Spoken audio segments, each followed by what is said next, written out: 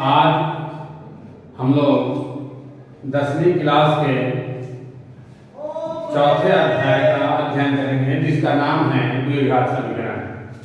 द्विघात समीकरण किसे कहते हैं? द्विघात समीकरण द्विघात समीकरण इसका हम लोग अध्ययन करेंगे।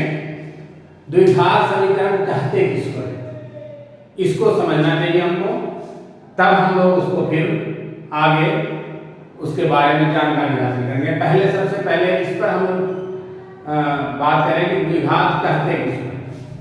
वह समीकरण जिसका घात 2 उसको हम लोग द्विघात समीकरण कहते हैं। ये नाम से भी लग रहा है, मगर अब ये सवाल उठता है कि समीकरण का घात 2 का क्या मतलब? तो देखिए, समीकरण में जो है आपको चर और अचर दो तरह की संख्याएं होती हैं। चर का जब पावर, चर के पावर को हम लोग चर का जो घात होता है, तो चर का जो सबसे बड़ा घात होगा उसको हम लोग द्विघात समीकरण कहेंगे। जिस समीकरण में चर का घात मैक्सिमम 2 हो उसको हम लोग जो है क्या कहेंगे? द्विघात समीकरण। जैसे हम लोग ये कहें कि ये वह समीकरण जिसका घात 2 हो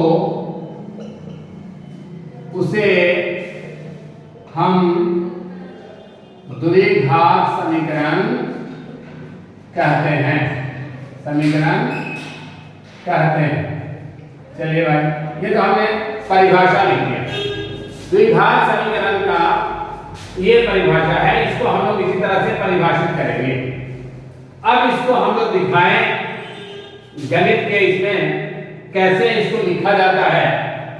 तो वो है a(x⁴2 plus bx plus c ये बराबर 0। ये जो a(x⁴2 bx और c है, इसमें x जो है आपका चर। अब x पे मैक्सिमम घात यहां पर 2 है, तो इसलिए ये द्विघात समीकरण कहलाएगा। मगर इसमें हमको लगाना पड़ेगा a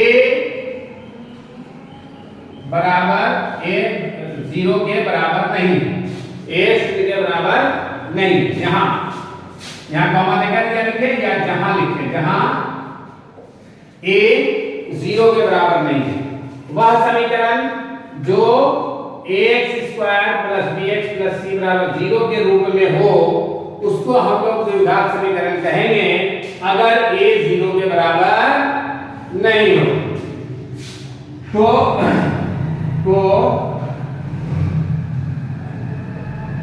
समीकरण इसको द्विघात समीकरण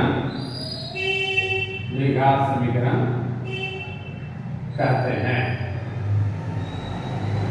ठीक है, तो ये दो हमारा जो है डिफिनीशन, दो जो है परिभाषा है द्विघात समीकरण का। एक है जो हमने जो इसमें लिखा हुआ है, भाषा में लिखा हुआ है कि वह समीकरण जिसका घात 2 हो उसको हम लोग द्विघात समीकरण कहते हैं। तो इसमें हम उदाहरण देते हैं। उदाहरण के तौर पर हम देख सकते हैं कि 3x⁴2 जोड़ 2x प्लस 5 बराबर 0। ये जो है आपका क्या है? ये एक द्विघात समीकरण है। मगर यही अगर 5x⁴3 जोड़ 3x⁴2 प्लस 6x⁴1 जोड़ 7 बराबर 0, ये जो है आपका द्विघात समीकरण नहीं है। क्यों? क्योंकि इसका जो है घात 3 है। क्यों इसका घात 3 है? क्योंकि जो हमारा इसमें चर मान यूज हुआ है x, है ना, इसमें जो इसका सबसे बड़ा घात है वो 3 है, इसलिए इस समीकरण का घात 3 कहलाएगा, इसलिए ये द्विघात समीकरण नहीं कहला सकता। अब जो ये करेंगे, अगर हम इस तरह से करते हैं कि 7x जोड़ 5 बराबर 0, ये जो है आपका द्विघात समीकरण नहीं है, इसमें घात 1 है, मैक्सिमम घात, इसका जो सबसे बड़ा घात है वो क्या है, 1 है, तो इसको हम लोग जो है रैखिक समीकरण नाम दे सकते हैं, रैखिक समीकरण होगा। मगर हमको यहाँ पर द्विघात समीकरण पढ़ना है, तो हम लोग अभी उसी की चर्चा करेंगे। आपका ये जो है द्विघात समीकरण का जो परिभाषा है उसके हिसाब से हमको ऐसा लिख सकते हैं, ऐसे हम लोग लिख सकते हैं। अब इसमें जो है अध्याय 4 का जो पहला जो आपका है क्वेश्चन सवाल सब, उसमें आपको सिर्फ ये चेक करना है, ये दिखाना है, ये आपको उसमें ढूंढना है कि कौन सा समीकरण द्विघात समीकरण है और कौन सा समीकरण द्विघात समीकरण नहीं है। तो इसमें 4.1 में जो पहला क्वेश्चन जो दिया जा रहा है, इसमें 4.1 नहीं है, बल्कि ऐसे ही हम लोग जनरली अगर हम लोग कहें क्वेश्चन नंबर सवाल नंबर पहला, x plus 2 plus 3 x plus 6 बराबर 0। अब इसको चेक करना है, इसको बताना है कि ये क्या द्विघात समीकरण है या नहीं। तो इस तरह से हम लोग द्विघात समीकरण के बारे में चेक करके बताएंगे। देखिए भाई, इसको मल्टीप्लाई करेंगे, x पे पावर 2 हो जाएगा, प्लस 2x प्लस 3x जोड़ 18 बराबर 0। तो x पे पावर 2 प्लस x पे घात 2 है, यहाँ पर 5 x पे घात 1 होगा प्लस 18 बराबर 0। ये जो है आपको द्विघात समीकरण है। अब हम दूसरा उदाहरण देखते हैं कि ये जो दूसरा सवाल हम लेते हैं, क्या ये है कि नहीं द्विघात समीकरण। x प्लस 2 बराबर x स्क्वायर प्लस 5।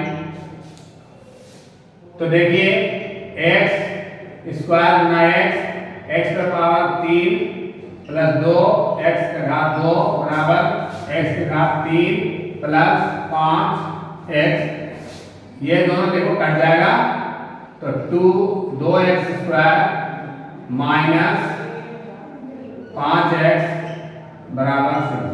ये देखिए ये द्विघात समीकरण हो गया। तीसरा क्वेश्चन चेक करते हैं। अगर हमारा है x स्क्वायर प्लस बराबर या x plus x square plus 5 x plus 2 यहाँ इंटू, ये देखिए x क्यूब हो जाएगा, x पे पावर 3 और ये 5x बराबर 2x पे पावर 2 प्लस 4x। अब यहाँ पर देखिए, यहीं पर देखेंगे हम लोग चेकआउट कर देंगे। ये x क्यूब है, x पे पावर 3 है, x पे घात 3 है, ये 5x है, ये 2x पे पावर घात जो है 2 है, ये 4x है। तो यहाँ पर जो सबसे बड़ा घात है वो 3 है, इसलिए ये द्विघात समीकरण नहीं हुआ। एक और हम लोग देखते हैं, x पे x जोड़ 2 बराबर x माइनस घटा 5।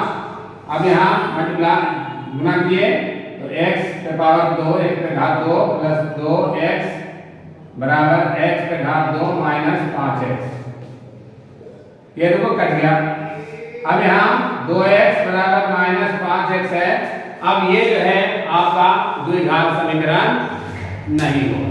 तो हम लोगों ने आज सीखा कि हम कैसे आपको जो है समीकरण को पहचानेंगे कि ये द्विघात समीकरण है या नहीं, तो उसके बारे में हमने आज जो है बताया। अब अगला जो है इसमें वो इसका जो मूल निकालने का, यानी द्विघात समीकरण का मूल निकालने के बारे में हमको पढ़ना है। तो जब हम द्विघात समीकरण का मूल निकालते हैं तो वो उसका 3 जो है तरीके से हम लोग निकालते हैं। सबसे पहला जो तरीका है उसका नाम है गुणनखंड विधि, यानी पहली विधि है उसका नाम है गुणनखंड विधि, दूसरा है पूर्ण वर्ग विधि और तीसरा है आपको सूत्र के माध्यम से। तो ये 3 विधि जो है फिर हम लोग जो है अगले क्लास में उसको पढ़ेंगे। तब तक के लिए आप जो है इसकी जो है इसका खूब ज्यादा सवाल को हल कीजिए, ताकि आपको जब तक के जो है हल नहीं करेंगे तब तक के आपको जो है गणित नहीं आएगा। गणित को उर्दू में कहते हैं रियाजी, और आप लोग जानते हैं कि जितने संगीतकार होते हैं सब रियाज करते हैं, तो आपको भी रियाज करना पड़ेगा। खूब ज्यादा जो है सवाल को हल कीजिएगा तो आपको जो है गणित सीखना आसान हो जाएगा। ठीक है, ओके। फिर अगली क्लास में हम लोग मिलेंगे जिसमें हम लोग जो है इसकी अगली कक्षा में हम लोग पढ़ते हैं कि कैसे हम लोग इसका जो है मूल निकालेंगे। तो मूल निकालने के बारे में अगले कक्षा में। Thank you.